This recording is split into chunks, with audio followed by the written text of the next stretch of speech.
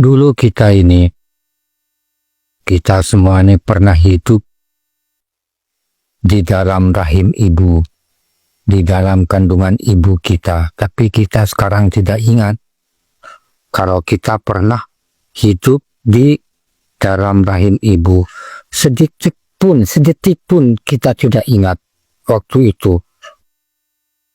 Ulama katakan apabila kita di waktu itu di rahim ibu kita bisa berbicara, maka kita akan berbicara. Untuk apa saya dikasih pembicaraan? Saya mau berbicara sama siapa di dalam perut ini? Untuk apa saya dikasih tangan, sedangkan memegang pun saya susah? Untuk apa saya dikasih kaki? Untuk berjalan pun saya tidak akan bisa kemana-mana. Untuk apa saya dikasih penglihatan? Untuk apa saya kasih telinga? Begitu lama katakan.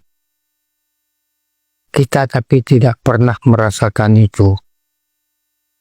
Sekarang kita hidup di dunia ya begitu juga. Untuk apa beriman kepada Allah? Untuk apa sholat?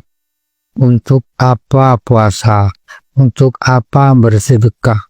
Untuk apa beribadah kepada Allah Subhanahu wa Ta'ala sekarang ini?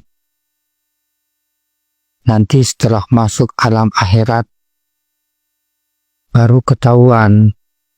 Dan kita setelah masuk alam akhirat tidak pernah merasakan sedetik pun hidup di sekarang di dunia ini. Tidak pernah. Sebagaimana kita dulu hidup di rahim ibu, sekarang di dunia ini tidak pernah merasakan hidup di rahim ibu. Begitu nanti di akhirat nanti kita tidak akan pernah merasakan hidup di dunia. Maka ulama katakan setelah Allah menampakkan kepada kita nikmat-nikmat akhirat, nikmat surga, segala macam ditampakkan kenikmatannya, dan azab-azab Allah di neraka Allah tampakkan, maka nanti kita di akhirat begitu juga akan menyesal karena kita dulu tidak pernah sholat, tidak beriman kepada Allah, akan menyesal setelah ditampakkan semuanya. Maka kita akan berbicara, mengatakan kepada Allah Subhanahu wa Ta'ala,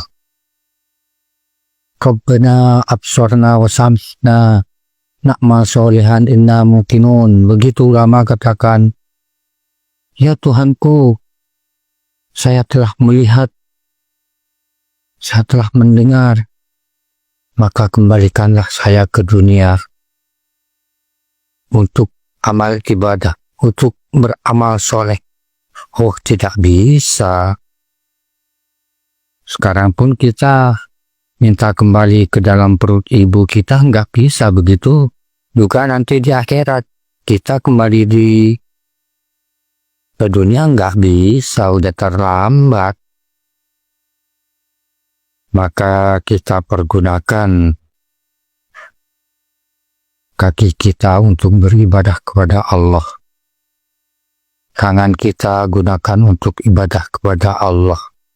Hati kita, fikir kita gunakan untuk beribadah kepada Allah Subhanahu wa Ta'ala, agar kita tidak menyesal nanti di akhirat. Mudah-mudahan Allah memberikan taufik dan hidayahnya untuk kita semuanya. Terutama saya yang sering ngomong ini, banyak salah. Kita sama-sama meminta memohon kepada Allah Subhanahu wa Ta'ala